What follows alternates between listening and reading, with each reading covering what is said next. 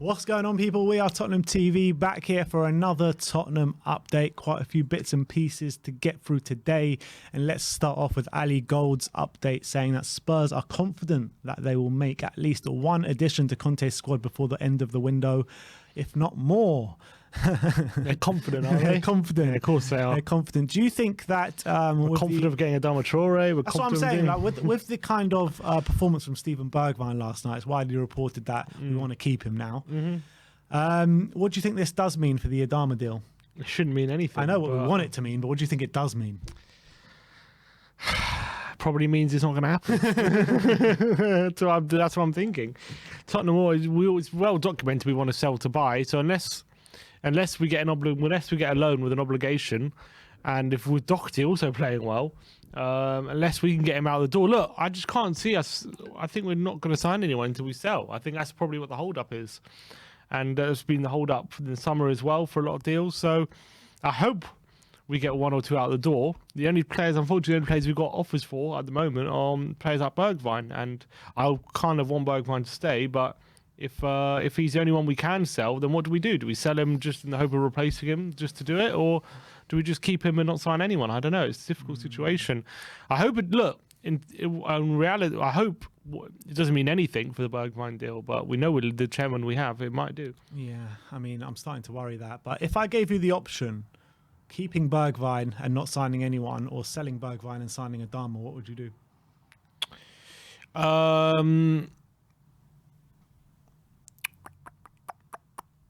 Would I swap basically Bergwijn for Adama? That's what I'm asking.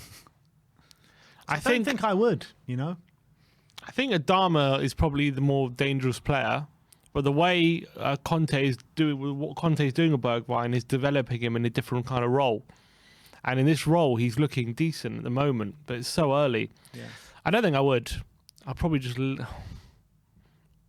leave it. But the thing is, I want Adama to play right wing back. So in that sense, no, I wouldn't swap them.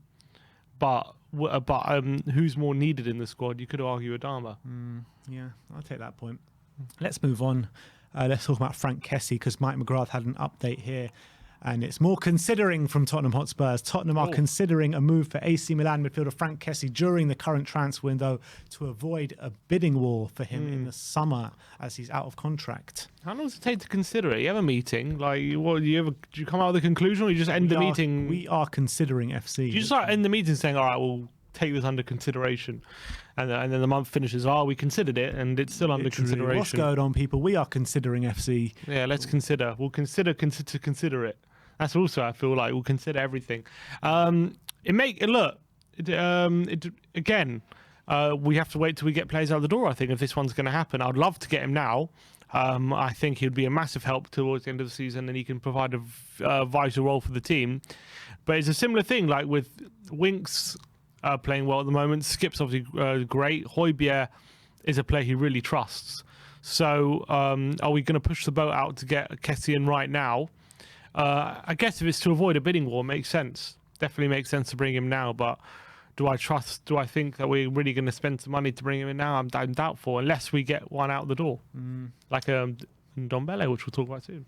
We'll get into that in a minute, but let's move over to Glongari, and he's been talking about Benjamin Sesko, a young kid from Salzburg, another one on their conveyor belt, and he's saying Tottenham are also considering the young striker Benjamin Sesko from Salzburg. Nothing advanced for the moment. Other clubs have also made inquiries for him, but I know he's a top talent coming out of the Salzburg ranks, and we know how they like to do with they've just got a conveyor belt, don't they? They do, and so if he's on Salzburg's books at the moment, that probably means he's a good player, the way things are going with them. I don't know much about him. I know more about his partner, Adeyemi, but I don't know much about Sesko, so I can't comment too much on him.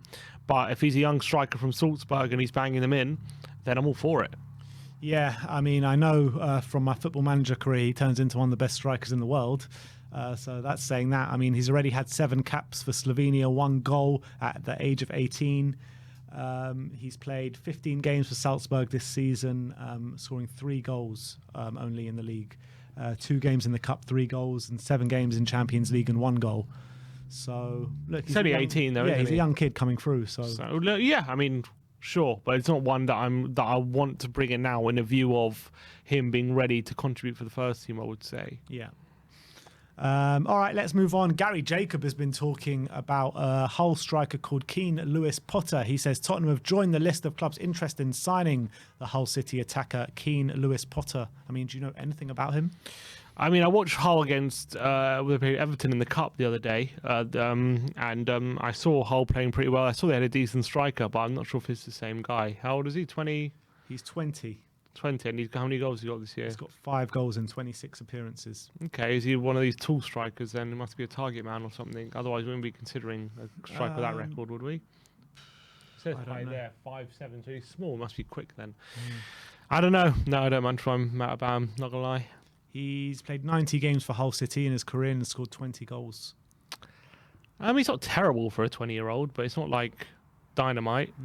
I mean, I don't know. Yeah, I don't know not much about him. Just bringing the news as and when we see it. But let's move over, as this next one is very interesting, as Paris Saint-Germain are interested in taking Tanguy Ndombele on loan from Tottenham for the rest of the season, which was broke from Jack Pickbrook of The Athletic about half an hour before recording this. So do you think this is a viable one now? Do you think this is serious? Yeah, it makes sense, because obviously Poch was one to bring him through, wasn't he, to Spurs. Charlie Eccleshare followed on from the article saying that it is thought that Pochettino was a massive reason why Ndombele moved to Tottenham, and it's also thought to be a big reason why his move hasn't worked out at Tottenham. And also, I think as well, the way he plays isn't the most suited to the way Mourinho, and although he had his best well under Mourinho, it's probably still not the best suited to the way Mourinho and Conte want to play. I still think he's better suited to a team like a City, or even like, I mean, just play in terms of style of play like a Brighton or something, where you're keeping possession, you're much more on the front foot in that sense, and it's not all about transitions, it's about being in control of the game. So that's more suited to him. And obviously PSG, PSG, they dominate all their games they play pretty much. And then they've got Champions League to think about. Wijnaldum, I know, is a deal that hasn't quite worked out for them. So maybe him in return. Who, Wijnaldum? Yeah, but loan for loan till the end of the season. I just think from PSG point of view, maybe they're looking for another body there, seeing as they want to get rid of Wijnaldum. So that's what I'm saying. So do you think that would be a good swap then, for like a loan for the rest of the season? Wijnaldum for Ndombele? Yeah, but it's not been mooted, so it's not. That's not what we're talking about. We're just talking about Ndombele. I'm just trying to get why PSG would want him, because they're a big club. For me, it's just deja vu. This time last year, we saw the same with Dele Alli, with PSG. Same people broke the news as well, and we were saying the same things. Yeah, he'll go back to Poch where he played his best football. Yeah, but look, if we can get them on a loan deal with an option to buy, that would be the best option for over. And maybe if that happens this window, maybe that could ignite our move for Kessie. That's what I'm thinking, which could be positive. Could be best for everyone. He gets to move back to France, a bit more settled under a manager who wanted him. So, although Conte did want him at Inter, interestingly enough, but I hope this is something that can happen. It'll be good for all parties, but it's about whether Spurs can agree the deal, I guess, because we're probably going to ask for a lot for everything basically, and whether at least we're talking about a club who can afford his wages. Yeah, at least exactly a club who have everything. So yeah, there's one team who can afford his wages, is PSG, isn't it? Yeah, exactly. And maybe as well, if we do have an option to buy, we can maybe up the price a bit. Say, look. Because if it's like a smaller club, like say Napoli, we can't put like a 45 or 50 million option to buy. With PSG, maybe you can. Yeah, and also I can see Ndombele going there and having a really successful loan spell from now until the end of the season, which probably won't. I mean, if he does have a successful loan spell, PSG will be mind blown by the football that he produces. So it could force them to make a big bid. They're saying Pochettino is still saving us even at PSG now. Not just yet, but hopefully. But let's move on about Japhet Tanganga now. Daniel Longo says Tottenham want £25 million for Tanganga amid AC Milan interest. Dimarzio says that AC Milan have proposed a loan with an option to buy for Japhet Tanganga. Fabio Paratici will give his answer on Monday, which is in a few days' time. Again, it's one where I don't know if it happens if we don't get a replacement in. I mean, I know Dyer and Romero coming back, but still, we've just seen what happens with a few injuries with Shaw, and unless we're going to give Joe Rodon a lot more game time, which we see Tanganga is above Rodon, don't we, at the moment? So I can't see us agreeing to letting go of Tanganga right now unless we have someone lined up. Yeah, there are the rumours of this Diego Carlos character. I mean, Seville, yeah. He's been apparently subject to interest from Newcastle, and David Ornstein said that an unnamed London club has come in for him. And you were saying that he's followed Tottenham on Instagram or something. Is that right? Is that a fact? Well, he follows Tottenham. Oh, right, okay. But he might. He just followed. Well, he Tottenham. might have. We don't know. We don't know when it was. It could have been just now, but it could have been. Follow any other Premier League clubs? I don't know about that. So who knows? It could be Tottenham. I feel like if it was Tottenham, we would have heard about it. Because usually, someone would have leaked it. So I got a feeling it's not. Yeah, I would say when it comes to Tanganga, he had a good performance yesterday, which was decent for him. I would like him to go on loan, but it's whether we can afford for him to go on loan. I just don't know if we're in that position. I don't know if we have the luxury to allow him to go on loan at the moment with our numbers. I do think that if we have, I mean, obviously Romero his fitness is a concern because we just haven't been able to get him on the pitch consistently enough. But if we have a back three of Davis, Dyer, and Romero, you've got. I know Tanganga's ahead of the pecking order for Rodon, but I don't think there's much in it between the two players, to be honest. And you've got Sanchez there, who will be a backup as well. So I mean, and it's not the end of the world if he goes with Tanganga with Romero and Dyer coming back in. I don't know. I still think it's leaving us short, but I guess though I have to wait and see what they think. I just like if Romero gets injured again, what do we do? Or if Dyer, I don't know. Yeah, we put Sanchez in there. We could put Sanchez in there. Yeah, I mean, it leaves us with 4 centre backs though. Yeah, with 3 positions. Well, we got 5. 5 centre backs with 3 positions.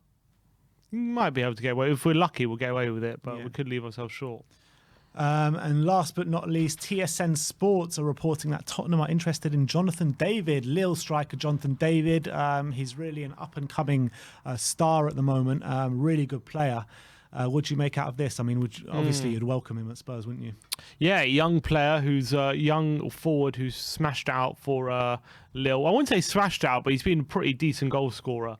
He's got, I think, 13 and 12 goals in his last 2 years, something like that. 12 this year in 21 games and 13 last year in 37 games. Yeah, so he's not much improved this season. Yeah, you wouldn't say he's the most prolific, but he's still 22, so it's still pretty impressive to be in Liga and doing that.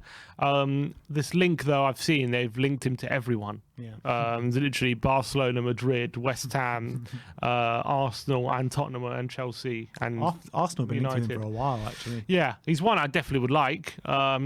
He's one of those strikers we don't really have someone who offers that his attributes kind of. What are his attributes? Very, very quick, clinical finisher when he gets into the box, and he's a quick player with a lot of pace. We don't really have a striker who has that blistering pace like that, so I would like him. And definitely could. And he's a bit more physical than someone like a Son, so he's a bit more made for the number 9 position. So definitely one I would look at, but I don't see it happening in the January. Yeah. All right. Well, that is our Tottenham update for today. Let me know in the comment section below if you have any thoughts regarding any of the news stories we brought to you today. Like, subscribe, and comment. And as always, come on, you Spurs.